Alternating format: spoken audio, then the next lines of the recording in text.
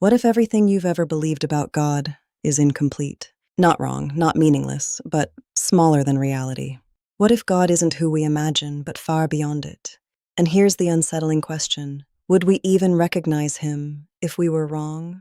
Welcome back to Sacred Questions, a place where we explore the deepest, hardest, and sometimes most uncomfortable questions about faith, God, and what it all means. Today's question is simple, but deeply unsettling. What if God isn't what we think he is? For many of us, our idea of God was shaped early, through family, church, culture, or personal experiences. We picture him a certain way. We describe him with familiar words, loving, just, powerful, and personal. But what if those descriptions don't capture the full reality? What if they never could? Let's start with something the Bible itself admits. God is beyond human understanding. In Isaiah, we read, "My thoughts are not your thoughts, neither are your ways my ways." That's not just poetic language, it's a warning. It suggests that no matter how carefully we define God, we are always dealing with something infinitely greater than our definitions. So what does that mean? Human beings naturally create mental images of God. We imagine him as a father, a king, a judge, a shepherd. These images are helpful, but they're also limited, because every metaphor highlights something and hides something else. A father can be loving, but also flawed. A judge can be fair, but also distant. A king can be powerful, but also controlling. So when we say God is like this, we might also be unintentionally saying God is not like that. But what if God doesn't fit neatly into any single category? What if he's not just one thing, but something far more complex? Throughout history, theologians have wrestled with this. Some have described God as transcendent, completely beyond creation. Others emphasize that he is immanent, intimately close and present. Some traditions focus on God's justice, others on his mercy. Some emphasize his sovereignty, others highlight human freedom. And here's the tension. These ideas don't always fit together neatly. Is God fully in control, or do humans have real freedom? Is he primarily just or primarily merciful? Is he distant or deeply personal? The answer many theologians arrive at is this: God is not either or, he is both and more. But that creates a problem because our minds are wired for clarity, not paradox. We want God to make sense. But what if God by nature exceeds our ability to fully understand him? Philosophically, this question goes even deeper.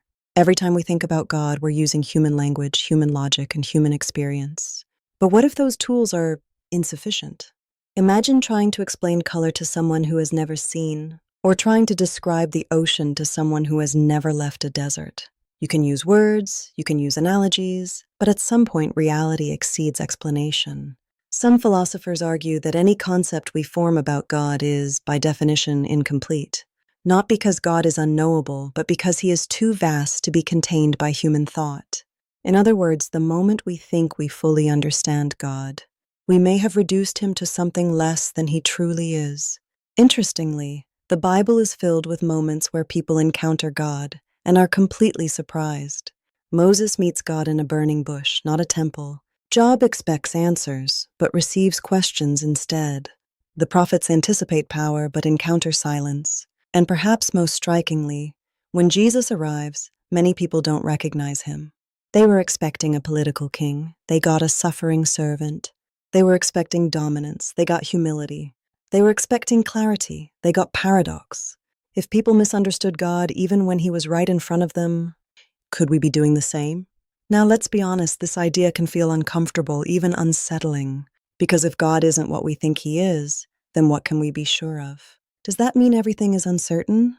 Not necessarily. It may simply mean that our understanding of God is real, but partial.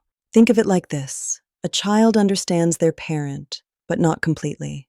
In the same way, our perception of God may be true in part, but not the whole picture. In the same way, our perception of God may be true in part, but not the whole picture. And that leads to a deeper kind of faith. Not a faith built on certainty of details, but a faith rooted in trust, even in mystery. Another common concern is this: if we can't fully understand God, how can we relate to him? But maybe relationship doesn't require full comprehension. You don't need to fully understand someone to love them, or to trust them, or to seek them. In fact, some would argue that mystery is what makes the relationship deeper. It might mean approaching God with more humility, less certainty, more curiosity, less assumption, more openness. It might mean letting go of the need to have God fully figured out. Because if God truly is infinite, then every belief we hold about him is, at best, a glimpse, not the full view. Then every belief we hold about him is, at best, a glimpse, not the full view.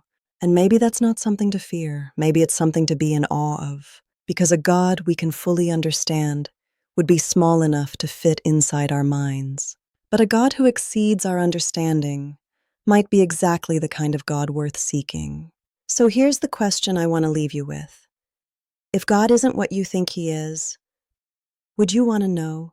Or would you rather hold on to the version that feels familiar? Let me know your thoughts in the comments. I read every single one, and these conversations are what make this channel meaningful.